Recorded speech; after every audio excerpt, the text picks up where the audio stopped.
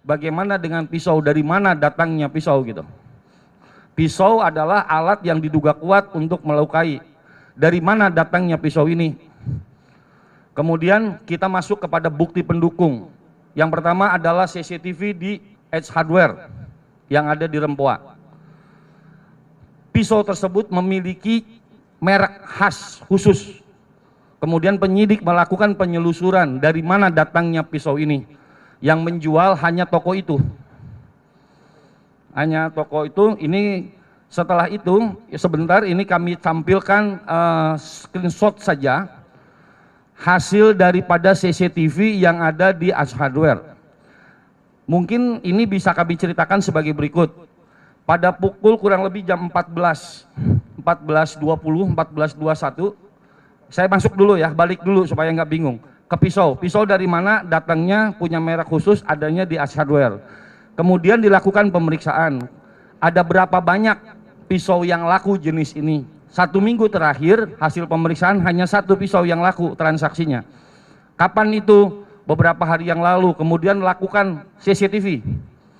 Dicek CCTV-nya, kemudian didapatkan fakta bahwa yang membeli pisau itu adalah korban sendiri.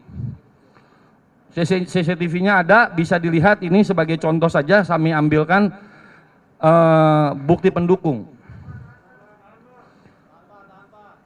Nah, tahan dulu lah, foto-foto dulu. Yang ini korbannya.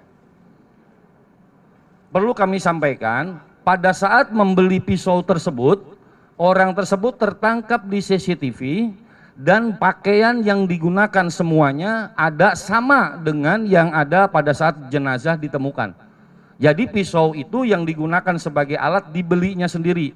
Apa buktinya? CCTV. Apa buktinya? Bon. Dan semuanya struk sampai ke tempat parkir ada.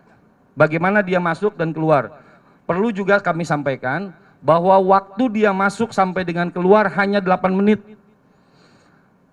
Bisa saya jelaskan, begitu masuk langsung menuju ke tempat di mana pisau itu dipajang, langsung mengambil pisau yang dimaksud, agak lama 2 menit di situ, kemudian bergerak menuju kasir, melakukan pembayaran, menuju ke tempat parkir dan meninggalkan tempat. Artinya dari fakta itu hanya satu yang dia cari di toko itu, yaitu pisau.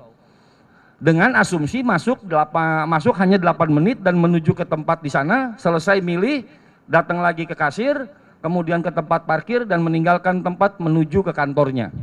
Ini adalah bukti pendukung untuk yang mendukung fakta-fakta yang tadi.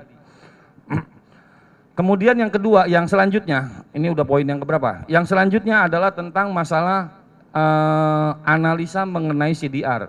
Apa benar dia yang membeli? Maka dilakukan analisa CDR, CDR-nya cold data record, posisi korban pada saat jam tersebut sesuai dengan CCTV berada di lokasi itu.